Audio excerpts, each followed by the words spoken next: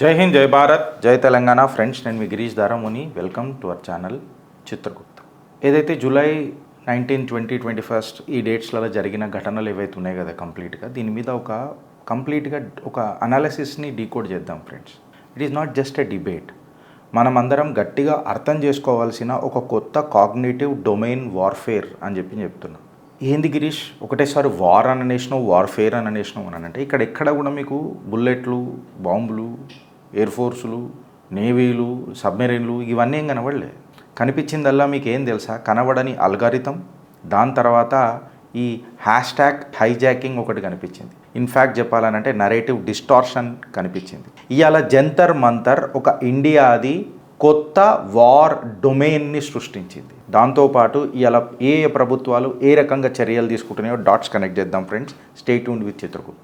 Intelligence bureau చీఫ్లు అమిత్ షా గారితో పార్లమెంట్లో సమావేశమైనరు. ఇన్ఫ్యాక్ట్ అజిత్ దోవల్ గారు కూడా పార్లమెంట్కి వచ్చిండ్రు. రీసెంట్గా మనం ఈ న్యూస్లన్నీ మనం చూసినాం. రీసెంట్గా ఈ జంతర్ మంతర్ ప్రొటెస్ట్ ఏదైతే ఉన్నది కదా, ఒక లెజిటిమేట్ గ్రివెన్సా లేకపోతే ఏందా అని అనేది మనం ఆలోచిద్దాం. ఫస్ట్ ఏమో ఇది ఒక అరే కొట్లాట, ఈ ప్రొటెస్ట్ ఏదైతే ఉందో కరెక్టే కదరా బై అని చెప్పి మొదలయ్యి సబ్సిక్వెంట్గా నాన్ స్టేట్ యాక్టర్స్ ఎవరెవరైతే ఉన్నారో వాళ్ళు దీన్ని హైజాక్ చేసేసి యాక్చువల్ అజెండా ఏదైతే ఉండనో ఆ అజెండాను పక్కకు పెట్టేసి ఇంకొక అజెండాకు తీసుకొని వచ్చింది. ఇవాళ భారత ఇంటెలిజెన్స్ బ్యూరో 2 మేజర్ రివిలేషన్స్ తీసుకొని వచ్చింది. 2 మేజర్గా కనిపెట్టింది. ఏంది అని అంటే ఇక్కడ పాకిస్తాన్ ఇంకా చైనా హస్తం ఉంది, దీన్ని అంత తక్కువ అంచనా వేయొద్దు అని చెప్తారు. గిరీష్, నువ్వు మళ్ళీ వచ్చినావా బతాయి కానివి?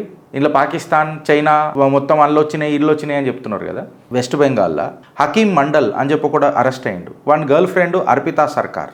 వీళ్ళిద్దరూ అరెస్టు, ఎక్సెట్రా ఇన్ఫ్లుయెన్సర్లని ఇన్ఫ్లుయెన్స్ చేసుడు, 4 పైసల కోసం వాళ్ళు అక్కడికి వచ్చి జంతర్ మంతర్ దగ్గర దుంకుడు, వ్యూస్ పెంచుకునుడు. అంటే ఇలా చైనా కానీ పాకిస్తాన్ కానీ భారత్తో ఒక కైనెటిక్ వార్ఫేర్ కేపబిలిటీ ఉందా అని ఒక పెద్ద ప్రశ్న వస్తుంది friends. Kinetic warfare and non kinetic warfare చిత్రగుప్తుల కనీసం ఇప్పటికి మనం ఒక 8 సార్లు మాట్లాడి ఉంటాం. అంటే డైరెక్ట్గా కైనెటిక్ వార్ఫేర్ అని అంటే డైరెక్ట్గా భారత్ని మిలిటరీ కాన్ఫ్లిక్ట్లా తట్టుకునే కెపాసిటీ ఇవాళ పాకిస్తాన్కి కానీ లేకపోతే చైనాకి కానీ డైరెక్ట్గా లేవు. ఫర్ ఎగ్జాంపుల్, ఇవాళ ఏదైతే గ్లోబల్ కాన్సిక్వెన్సెస్ చూస్తున్నది కదా ప్రపంచం, అమెరికా ఏదైతే ఇరాన్ ఇజ్రాయెల్ ఈ వార్లా కంప్లీట్గా నిజంగా చెప్పాలంటే పసాంచిపోయింది. అందులో నుంచి బయటికి వెళ్ళడం కూడా చాలా కష్టమైపోతుంది. ఈ మిలిటరీ ఎంగేజ్మెంట్ని డిఎస్కలేట్ చేయాలని అంటే అసలు కుదురుతలేదు. Similarly Ukraine and Russia war కూడా అదే రకంగా పోతుంది. ఇవాళ మెయిన్ ప్రాబ్లం వల్ల ఏమున్నది అని అంటే ఇవాళ వీళ్ళు నాన్ కైనెటిక్ వార్ఫేర్ డొమైన్ని భారత్లా సృష్టించే ప్రయత్నం చేసారు. మెయిన్ మన బలహీనతలు ఏమున్నాయి అని అంటే ఇవాళ సర్కార్ ఆలోచించాల్సిన విషయము అండ్ అడుగులేయాల్సిన విషయం ఏందని అంటే ఒక ఇన్ఫర్మేషన్ డొమైన్లో మనకు పెద్ద వాక్యూమ్ ఉన్నది. ఇక్కడ ఇన్ఫర్మేషన్ డొమైన్లో మనం ఆ నరేటివ్లను తిప్పికొట్టలేకపోతున్నాం. ఇదే non kinetic digital war friends. ఇక్కడ శత్రువులకు చాలా తక్కువ రిస్క్ ఉంటుంది. కాకపోతే ఏదైతే యుద్ధ భూమిలో హై ఈల్డ్ అంటాం చూడు, ఆ హై ఈల్డ్ వీళ్ళకు ఈ బ్యాటిల్ ఫీల్డ్ వస్తుంది. ఎందుకంటే వీళ్ళు మన సొంత ప్రజలనే ఒక సివిల్ వార్వేర్ సైడు అడుగులేపిస్తారు. అంటే ఇంటర్నల్ సోషల్ ఫ్రిక్షన్స్ అనేటివి ఖులేఆం దేశ ప్రజలతోనే దేశానికి విరుద్ధంగా ఆటలు మొదలవుతాయి. I'm not questioning about the paper leak అనే విషయం ఖచ్చితంగా సర్కార్ అకౌంటబిలిటీ తీసుకోవాల్సిందే. ఇది ఇప్పుడు కాదు, ఆనాటి నుంచి చిత్రగుప్తు మాట్లాడుతున్న మాట. బట్ దాన్ని ఏ రకంగా దీన్ని వీళ్ళు ప్రొజెక్ట్ చేశారని అనేది ఇప్పుడు డిస్కస్ చేద్దాం ఫ్రెండ్స్. నీట్ ఎగ్జామినేషన్లో ఏదైతే ప్రొటెస్ట్ జరిగిందో అది జెన్యూన్ గ్రీవెన్సే. అందులో ఎవరితో నేను విభేదిస్తలేను, డౌట్ కూడా పడతలేను. కాకపోతే ఏవైతే ఈ అడ్వర్జరీస్ ఉన్నాయో ఈ అడ్వర్జరీసు క్రమక్రమంగా ఏ రకంగా యాంప్లిఫై అయికుంటూ వచ్చినాయి అనేది ఒకసారి చూడు. ఒక సిస్టమిక్ ఎక్స్ప్లాయిటేషన్ జరిగింది. ఫస్ట్ చెప్పినరు ఒకటి, దాని తర్వాత లొల్లయింది. అంటే సర్కారు చేసిన ఒక ఇంటర్నల్ ఫాల్ట్ లైన్ని తీసుకొని వచ్చి కంప్లీట్గా దేశాన్నే డీస్టెబిలైజ్ చేద్దామని అనుకుర్రు. అంతర్గతంగా మన ప్రజలతోనే. ఇంటెలిజెన్స్ ఏం రిపోర్ట్ ఇచ్చింది అని చెప్పి మనం మాట్లాడితే ఒక చిన్న గవర్నమెంట్ చేసిన తప్పును పట్టుకొని వచ్చి దానికి ఇంజస్టిస్ జరిగిందని చెప్పి ఈ ప్రొటెస్టర్ల రూపంలల్లో క్రిమినల్లు అడుగులేసి దేశాన్నే అతలాకుతలం చేద్దామని చూసిండ్రు. సడన్గా జంతర్ మంతర్ దగ్గర జనాలు అట్లెట్లా పెరిగిపోయినరు? పోలీసు వాళ్ళ మీద దాడులు ఎందుకు జరిగినాయి? అండ్ మోర్ ఓవర్ చాలామంది మాట్లాడతలేరు. చిత్రగుప్తి అలా ఇప్పి మరీ మాట్లాడుతుంది చిట్టాని. బాట్ నెట్వర్క్స్, మీ ఇంటర్నెట్ జామ్ అవుతుంది కాబట్టి గైడ్ లైన్స్ ఇచ్చిర్రు తెలుసా మీకు వాళ్ళకందరికీ. మీరు ఇంటుంది కరెక్ట్ ఫ్రెండ్స్, వాళ్ళకు మెసేజ్లు వచ్చినాయి ముందే, ప్రొటెస్ట్కి వచ్చే కంటే ముందే మీ ఇంటర్నెట్ జామ్ అవుతుంది, మీరు ఈ బ్లూటూత్ నెట్వర్క్ వాడుకోవాలా, ఈ రకంగా వాడుకోవాలా, ఇదంతా ప్రిపరేషన్ అయింది. ఈ బాట్ నెట్వర్క్స్, మ్యానిపులేషను, ఈ కంట్రోల్ నరేటివ్, ఇది గా పోరలు ఎవరైతే వచ్చిరు చూడు గాళ్లకు గంత తెలివితేటలు ఉంటాయంటారా అనేది ఒక ప్రశ్న మీ మదిలో వస్తుందా లేదా? ఇవాళ ఇంటెలిజెన్స్ ఏం మాట్లాడుతున్నదని అంటే ఒక కోఆర్డినేటెడ్ అథెంటిక్ బిహేవియర్ కనబడ్డది. అంటే ఇక్కడ మనం జెన్యూర్ ప్రొటెస్టర్లను ఈ నాన్ స్టేట్ యాక్టర్లను ఖచ్చితంగా కలపొద్దు. ఇదంతా ఈ నాన్ స్టేట్ యాక్టర్లంతా ఇగో నీ ఇంటర్నెట్ జామ్ అవుతుంది అని ఎట్లా తెలుసు ముందే? ఒక మాట అడుగుతున్నా, బాట్ నెట్వర్క్ వాడాలా, బ్లూటూత్ మొత్తం కనెక్టివిటీ చేయాలా, మీరు ఈ యాప్లు డౌన్లోడ్ చేసి పెట్టుకోండి అంటే ఇదంతా ఓవర్సీస్ నుంచి కంట్రోల్ అవుతున్న మ్యానిపులేషనా కాదా ఫ్రెండ్స్? డాట్స్ కనెక్ట్ చేసుకుంటొద్దాం. ఈ నెట్వర్క్స్ ఫేక్ హ్యాండిల్స్ యూజ్ చేసినాయి, ప్రాక్సీ లొకేషన్స్ యూజ్ చేసినాయి, వచ్చే కంటే ముందే ఇవన్నీ ఎనాబుల్ చేసుకొని వచ్చిర్రు, ఎగ్జిక్యూట్ చేసిండ్రు. ఇప్పుడు జరా హ్యాష్ట్యాగ్ హైజాకింగ్ గురించి మాట్లాడదాం. సోషల్ మీడియా ప్లాట్ఫామ్లు ఎస్పెషలీ చిత్రగుప్తి ఇది మొదలైనప్పటి నుంచి నేను మాట్లాడినా లేదా ఫ్రెండ్స్? ఇది ఇన్స్టాగ్రామ్లో జరుగుతున్న ఒక పంచాయతీ అని చెప్పి చెప్తున్నామా లేదా? ఇవాళ సోషల్ మీడియా ప్లాట్ఫామ్లు ఎస్పెషలీ ఇన్స్టాగ్రామ్ ఏ రకంగా మ్యానిపులేట్ అయింది, ఎస్పెషలీ ఈ హ్యాష్ట్యాగ్ వార్ అని అనేది, హ్యాష్ట్యాగ్ హైజాకింగ్ అని అనేది మీరు చూసిండ్రు. నిజంగా చెప్పాలనంటే ఆడ ఎంతమంది జనాలు ఉన్నారో నాకు తెలియదు కానీ ఆర్టిఫిషియల్ విజిబిలిటీ తీసుకొని వచ్చిర్రా బాబు. ఇదేంటంటే ఒక ఆర్గానిక్ ప్రొటెస్ట్ అని అన్నట్టు. ఈ డిజిటల్ ఆపరేషన్ ఇంకా కరెక్ట్గా చెప్పాలనంటే యాంప్లిఫై అయింది. ప్రతి సోషల్ మీడియాలో వచ్చి మీ ఇంట్లో మన ఇంట్లో పిల్లలు కూడా మాట్లాడుకునేటట్టు తీసుకొని వచ్చారు. అంటే ఒక పబ్లిక్ యాంగర్ని చాలా కంట్రోల్డ్ స్టేట్గా ముంగటికి తీసుకొని వచ్చిరా లేదా? అంటే ఒక మేజర్ టాక్టిక్, ఒక నరేటివ్ డిస్టార్షన్, ఇన్ఫ్యాక్ట్ చెప్పాలనంటే ఒక ఫాల్స్ ఇంప్రెషన్ ఏందనంటే ఇది కేవలం ఇక్కడనే కాదు యావత్ భారతదేశంలో స్ప్రెడ్ అవుతున్నది ఎక్సెట్రా ఎక్సెట్రా అని చెప్పిండ్రు. డేట్స్ ఒకసారి మీరు మళ్ళొకసారి చూడండి ఫ్రెండ్స్. 18th నుంచి 20th జూలై మధ్యలో ఒకటేసారి క్రౌడ్లు పెరిగిపోయినారు ప్రొటెస్ట్ సైట్ దగ్గర. చాలామంది క్రౌడ్లు వచ్చి ఆడ పెద్ద లొల్లి అవుతున్నదేనని ఒకటి చూసిండ్రు. ఇన్ఫ్యాక్ట్ ఇవాళ ఈ హకీం మండల్ గాంధీ ఒకటి మీరు చూస్తే యూనిఫామ్ స్కామ్ ఒకటి బయటపడ్డది తెలుసా మీకు? Police uniform scam. అంటే ఏమైంది గిరీష్, పోలీసు వాళ్ళు ఏమన్నా యూనిఫామ్లు కుట్టిస్తుంటే స్కామ్ చేసిర్రా అని అంటే అట్లా కాదు. క్లియర్ కట్గా నరేటివ్ బిల్డ్ చేసిర్రు. ఏంది తెలుసా? పోలీసు వాళ్ళు యూనిఫామ్ ఏడేడు అమ్ముతారో ఆ యూనిఫామ్లు వేసుకొని మీరు నాన్ స్టేట్ యాక్టర్లు ఎవడెవడైతే అల్గాబాదులు ఉన్నారో, లంగనా కొడుకులు ఉన్నారో, ఈ నా కొడుకులంతా పోలీస్ యూనిఫామ్ వేసుకొని అక్కడ అరాచకం సృష్టిద్దాం. ఎట్లనో పోలీసు వాళ్ళు బ్యాచ్లు పేర్లు పెట్టుకుంటలేరు కదా, పోలీసు వాళ్ళ మధ్యలో పోలీసు వాళ్ళ లేకపోయి పోలీసు వాళ్ళే ఇదంతా చేస్తున్నారు. అందుకే యువత మొత్తం, భారత్ యువత మొత్తం ఆ రకంగా బిహేవ్ చేస్తుంది, ఎరాటిక్గా బిహేవ్ చేస్తుంది అని ఒక కంటెక్స్చువల్ మ్యానిపులేషన్ తయారైంది. రియల్ గ్రీవెన్సెస్ అనేది పక్కకు పెట్టి రియల్ నేను ఆ అభిజిత్ దిప్కే గారిని అడుగుతున్నా, సౌరభ్ గారిని అడుగుతున్నా, దయ్యాన్ని అడుగుతున్నా, లేకపోతే ఆ దయ్యాలను అడుగుతున్నా, ఆ అసురులను అడుగుతున్నా. అరే మళ్ళీ ₹1,00,00,000 కంపెన్సేషన్ గవర్నమెంట్ ఇవ్వాలా అని అన్నారు. మళ్ళీ గవర్నమెంట్ ఇవ్వలే కదరా. ప్రధాన్ రాజీనామానే దీనికి పరిష్కారమా? అంటే ఇప్పుడు నెక్స్ట్ పేపర్ లీక్ ప్రధాన్ రాజీనామాతోనే ముడిపడి ఉన్నదా? నేను అడుగుతున్న ప్రశ్న ఆనాటి నుంచి ఈనాటి వరకు. That is a minimum responsibility, accountability తీసుకొని రాజీనామా చేయడం అనేది. సో ఈ ఎస్కలేషన్ని ఒక నార్మల్ సెన్సిటివ్ ఇష్యూని ఏ రకంగా డిస్టార్ట్ చేసుకుంటూ వచ్చిండ్రు, ఎస్పెషలీ ఫేక్ వీడియోలతోని సెన్సేషన్ క్రియేట్ చేయడానికి ప్రయత్నం చేసిండ్రు. క్రౌడ్లను పోలరైజ్ చేసిండ్రు, కంప్లీట్గా ఇన్ఫ్లమేటరీ క్యాప్షన్లు పెట్టిండ్రు. అలా మొక్కలు రయ్యి ఆ క్యాప్షన్లను పెట్టినందుకు. ఎట్లా? మన మధ్యలోనే ఒక సోషల్ డివిజన్ చేద్దామని, ఇన్ఫ్యాక్ట్ చెప్పాలనంటే ఒక సోషల్ టెన్షన్ చేద్దామని. సరే ఇప్పుడు వార్ఫేర్ స్ట్రాటజీకి వద్దాం friends. And this is what we called as cognitive domain and 6th domain warfare అని అంటారు. ఇది మోడీ డాక్టరైన్ని కూడా మించిపోయింది. ఆపరేషన్ సింధూర్లా మోడీ డాక్టరైన్ని కూడా మించిపోయింది. జంతర్ మంతర్ ఒక కొత్త వార్ఫేర్ డొమైన్ని, ఒక కాగ్నిటివ్ డొమైన్ని మనకు పరిచయం చేసింది. అదేంది గిరీష్ ఒక కొత్త warfare, 6th dimension or 6th domain of warfare అని అంటున్నాం? అంటే ఇది భూమి మీద కొట్లాడినామా? ఇది సముద్రంలో కొట్లాడినామా? ఇది గాలిలో ఏమైనా ఫైటర్ జెట్లు వచ్చినాయా? పోనీ స్పేస్లలో మన శాటిలైట్లు దెబ్బతినాయా? సైబర్ వార్ఫేర్ ఏమైనా హ్యాకులు జరిగినాయా ప్రీమియం ఇన్స్టిట్యూషన్ల మీద? లే. నీ దోస్తే నా దోస్తే నువ్వు నేనే విభేదించుకునేటట్టు చేసినాయి. వాడు కోవర్టు, వాడు మనోడు కాదు, వీడు ఇది, నువ్వు సపోర్ట్ చేస్తున్నావు, నువ్వు గోధి మీడియా, నువ్వు అంధభక్త్ అన్న గందగి మొదలెట్టిండ్రు. And this is what we called as a cognitive dimension. అంటే నీ మాస్ పర్సెప్షన్ని మ్యానిపులేట్ చేస్తారు, నీ ఆలోచనలను, నీ నమ్మకాలను మ్యానిపులేట్ చేస్తారు, నీ డెసిషన్ మేకింగ్ కేపబిలిటీని అంతం చేస్తారు.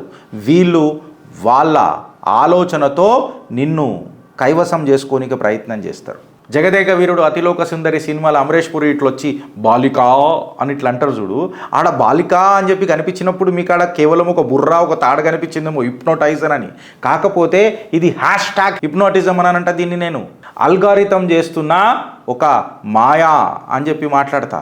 ఈ # మ్యానిపులేషను, ఈ నరేటివ్ రీరైటింగు, ఈ పర్సెప్షన్ మ్యానిపులేషను, దాని తర్వాత ప్రొటెస్ట్ రూపంలో నా స్నేహితులనే మన ఇంటి పక్కన పోరాటాడు కనబడతాడు నీకు. అరే ఇదేంద్ర నువ్వు గిట్లు ఉన్నావు అంటే తప్పు చేసింది గవర్నమెంట్, పోలీసు వాళ్ళు కొడుతున్నారు అంటే ఒకళ్ళ మైండ్ అని డిస్టార్ట్ చేసుడే non kinetic warfare. And this is what we called as 6th domain warfare. ఈడ ఫైటర్ జెట్లు ఉండయి, పెద్ద పెద్ద హ్యాకింగ్ మాడ్యూళ్ళు కూడా ఉండయి, సబ్మెరీన్లు కూడా అవసరం లేదు, మనకు S-400 ఆకాశ తీరులు కూడా అవసరం లేదు. కావాల్సిందల్లా ఒక సగం నిజం. ఆ సగం నిజానికి నూనెల నాగయ్య లెక్క వీళ్ళు నానబెట్టి ఇంకొకసారికి ఇట్లా చేసిర్రు అనుకో, నానబెట్టుడు మిమ్మల్ని నంగానాచి చేపించేటట్టున్నారు. రియాక్ట్ టైమ్లీ కావాలా అని అనేది ఆ రోజు నుంచి చెప్తున్నాం కదా మనం. ఇవాళ ఏమైంది? ఇది మనం కంట్రోల్ చేసినాం కాబట్టి మంచిగా అయింది. లేకపోయినుంటే ఇది ఏడదాకా పోతుండే. ఒకసారి జస్ట్ ఇమాజిన్ చేయండి ఫ్రెండ్స్. ఇలా అల్టిమేట్ గోల్స్ ఏముంటాయి అని అంటే ఆ పబ్లిక్ యొక్క పర్సెప్షన్, ఆలోచన శక్తి మీద వీళ్ళు ఒక హిప్నాటిజం చేస్తారు. ఇష్యూ జరిగింది కదా, అవు జరిగింది, తప్పే కదా, అవు తప్పే, అవు మేము పోయి ప్రొటెస్ట్ చేస్తుంటే పోలీసు వాళ్ళు దాడి చేస్తారు. అట్లెట్లా చేస్తారా పోయి పొరల మీద, చదువుకునే పొరల మీద దాడి చేస్తారా? అట్లా ఏక చెడియా అనేక చెడియా అని చెప్పి కనెక్ట్ అవుతారు. దానికి ఏం చేసిండ్రు, ఎవడన్నా రానిరా మామ ఫస్ట్ సోషల్ మీడియా ఇన్ఫ్లుయెన్సర్లను తీసుకురాండి. ఇన్స్టాగ్రామ్లలో నా కొడుకులకు బతుకు తెరివే ఇన్స్టాగ్రామే. ఒక సబ్జెక్ట్ తెలియదు, లా తెలియదు, చట్టాలు తెలియదు, ఏం తెలియదు, ఇష్టం వచ్చినట్టు వచ్చి ఇష్టం వచ్చినట్టు మాట్లాడు. ఇలా రుచికా శర్మ కూడా చెల్లెల్ని పెట్టేమో మాట్లాడిపించిందట, చేసిందంట అక్కనట. ఎన్నొస్తున్నాయి చూడు, ఇలా ఆలోచనలు చూడుండ్రి మొత్తం. సో ఈ డివైజివ్ నరేటివ్స్ ఎక్సెట్రా ఈ అల్గారిథమిక్ మ్యానిపులేషన్స్ అండ్ ఈ రికమెండెడ్ ఆల్గారిథమ్స్ అని #, హైజాకింగ్స్, ఇవన్నీ డివైజివ్ నరేటివ్స్ కావా? దరిద్రం ఏంది తెలుసా? ప్రభుత్వం దగ్గర మన దగ్గర ఐరన్ డోమ్ ఉన్నది, S-400 ఉన్నది, 250-300 కిలోమీటర్ల దూరంలోనే ఎవడైనా ఫైటర్ జెట్ వస్తున్నాడు అంటే రాఫేల్ పోయాన్ని రఫాడించేసి వచ్చేస్తాయి. మన ఆకాశ తీరు ఒక్క మిజైల్ని కూడా లోపల రానియది. మన శక్తి ఏవైతే ఉన్నాయో అవి డ్రోన్లను కూడా ఎగరనియాయి. అంత మంచిగానే ఉన్నది. అల్లుడి నోట్లనే శని ఉన్నది. ఏంది తెలుసా? ఈ ప్రభుత్వానికి గర్వం ఎక్కింది, తిప్పికొట్టే తత్వం మరిచింది. మన సొంత అని అనుకున్నోళ్ళే ఇవాళ దూరం అవుతున్నారు. స్వచ్ఛందంగా తిప్పికొట్టే ఆత్మలు ఇవాళ హట్ నీ అమ్మాయిదో సర్కారు అందరిని చెప్పి మస్కరా పనాలు చేస్తున్నది. ఇక్కడ మనకు వాల్యూ లేదారా? అరే మీరు అర్థం చేసుకోవాలా, వేరే పార్టీకి మీ పార్టీకి మీ ఏం తేడా అని అంటే మీ ఐడియాలజీ తేడా. ఇన్ఫ్రాస్ట్రక్చరు, పైసలు, మహా బంగ్లాలు ఇవన్నిటికి ఉన్నాయి. మీకు వాళ్లకు లేనిదేంది తెలుసా? భారత్ అనే ఒక ఐడియాలజీ మీ రూపంలో ప్రతి కార్యకర్త చూసుకున్నాడు. ఇవాళ వాడే కంకణం కట్టుకొని ప్రభుత్వానికి మద్దతై నిలబడ్డాడు. ఇన్ఫ్యాక్ట్ తిప్పి కొట్టిండు నరేటివ్లని. ఇవాళ మీరు వాన్నే దూరం చేసుకున్నారు ఎంతోమందిని. ఇప్పుడు మనం మీద మాట్లాడితే గిరీష్ నీ వల్ల డ్యామేజ్ అవుతుంది అని అంటారు. అరే సిగ్గు తప్పినోట డ్యామేజ్ అయింది. వీళ్ళకు గర్వము మెదడు మోకాళ్ళకు వచ్చింది, గర్వం తారాస్థాయికి వెళ్ళిపోయింది, అహంకారం. అది గుర్తుపట్టకపోతే this is no longer a BJP where in we use to love. Absolutely. తెలంగాణలో కూడా ఇంత పంచాయతీలు నడుస్తుంటే ఇన్ని సంవత్సరాల నుంచి అయితే పర్మనెంట్ 3వ స్థాయికే పడిపోయి ఉంటే కదలరు, మాట్లాడరు, నూనెల నాగేయలేక నడుపుతూ ఉంటారు. ఇది అల్లుడి నోట్ల శని. ఈ డిజిటల్ మ్యానుఫ్యాక్చరింగ్ ఏదైతే జరిగింది చూడు, దీన్నే ఏమంటారు తెలుసా ఫ్రెండ్స్? అరబ్ స్ప్రింగ్ 2.0 అని చెప్పి చెప్తారు. అంటే డిజిటల్ ఫేస్బుక్ నుంచి ఇన్స్టాగ్రామ్కి వచ్చిండ్రు, ట్విట్టర్లో ఈ పంచాయతీలు అన్నీ నడవాయి, మెటాలో నడుస్తాయి. అంటే ఒక కౌంటర్ నరేటివ్ ఇంత అగ్రెసివ్గా తీసుకొని వచ్చి దాన్ని ఫేక్ నరేటివ్లో నిజం చేసిరు చూడు. సేమ్ ఇట్లనే ఆపరేషన్ సింధూర్కి అయింది. మేము భారతీయ జట్లను పడగొట్టినాం అని చెప్పాడు, ఫేక్ మెడల్ ఇస్తాడు. ఆడు ముఖం ఎట్లా ఉంటుందా అంది? పాకిస్తాన్ ప్రైమ్ మినిస్టర్ కానీ ఆడు ఫేక్ మెడల్ ఇస్తాడు. ఏం సాధించిరని ఫేక్ మెడల్ పుచ్చలు వలగొట్టొచ్చిడు నా దేశ ప్రధాని. ఆ ట్రంప్ గారు వచ్చి నేను సీజ్ ఫైర్ చేయించినాను అంటాడు. అరే సిగ్గు తప్పినోడా, నువ్వు నాకు సీజ్ ఫైర్ చేయని పిరికి మళ్ళీ ఇప్పుడు నీ సీజ్ ఫైర్ ఏమైందిరా? ఇప్పటికి నువ్వు ఎన్నిసార్లు చెప్పినావు ఇరాన్-ఇజ్రాయెల్ వార్లా, USA-ఇరాన్-ఇజ్రాయెల్ వార్లా ఎన్నిసార్లు సీజ్ ఫైర్ చెప్పినావు? నువ్వు ఎన్నిసార్లు పోతున్నావు, ఎన్నిసార్లు కడుక్కొని వస్తున్నావు, అండ్ ఇన్ఫ్యాక్ట్ ఎన్నిసార్లు గబ్బు వాసన వస్తున్నది. ఇక్కడ అర్థమవుతలేదు ఎవరికి. ఇది తిప్పికొట్టలేకపోయినాం మనం. ఒక్కొక్కసారి మౌనం అనేది మంచి డెసిషన్ కాదు, అప్పుడప్పుడు మనము తిప్పి కొట్టాల్సిందే. ఎస్, మోడీ చేసినప్పుడు ఆపరేషన్ సింధూర్లో మనం అందరం మెచ్చుకోలే. అరే నీ అమ్మ పొయ్యిండు, కొట్టిండు, ఆపిండు, మళ్ళీ సైలెంట్ అయిండు.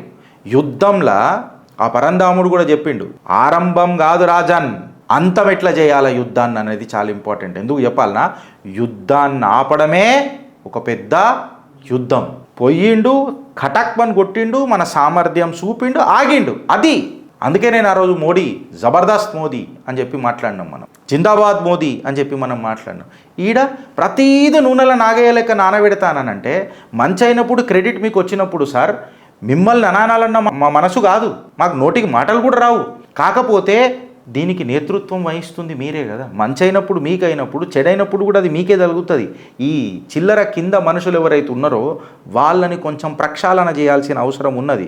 ఈ డిజిటల్ స్ప్రింగ్ అని అనేది అరబ్ 2.0 అని చెప్పి ఇంటెలిజెన్స్ బ్యూరో ఎవరైతే మనకు ఇప్పుడు బ్రీఫింగ్ ఇచ్చారు కదా, it has been a clear digital war of manipulating the youths mentality and creating a pseudo perception that this government is an absolute failure.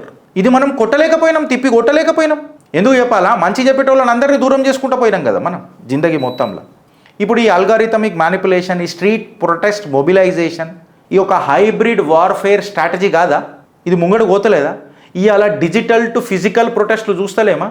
ఒక డిజిటల్ ఎనర్జీని ప్రొటెస్ట్ సినర్జీ లాగా మార్చలేదా? భారత్ యొక్క ఇంటర్నల్ స్టెబిలిటీని దెబ్బగొట్టే దిశలా ముంగడికి తీసుకుపోలేదా? మన ఆలోచన ఇంకొకటి మేము మొదలెడతాం, దీని అమ్మ జీవితం నువ్వే మొదలెడతావు, తర్వాత చూద్దాం మనం అదంతా. కాకపోతే మనం ఒక కౌంటర్ నరేటివ్, ఒక ర్యాపిడ్ రెస్పాన్స్, ఇవన్నిటిని తిప్పికొట్టే, న్యూట్రలైజ్ చేసే డైలాగ్ డెలివరీ ఎప్పుడన్నా పెట్టినామా? ఇది మీకు తెలియదు. ఎందుకు తెలుసా? కార్యకర్తలు మిమ్మల్ని ఓనప్ చేసిరు వెనకటికి, అందుకే మీకు తెలియదు. ఇప్పుడు మీకు ఎందుకు కొట్టడానికి వస్తలేదు? మీరు దురంధరులు అనుకున్నారు. కాకపోతే అక్కడ దురంధరులు వెనకాల ఒక దోవల్ కార్యకర్త అయి ఉండే మీ రాజకీయాలకు.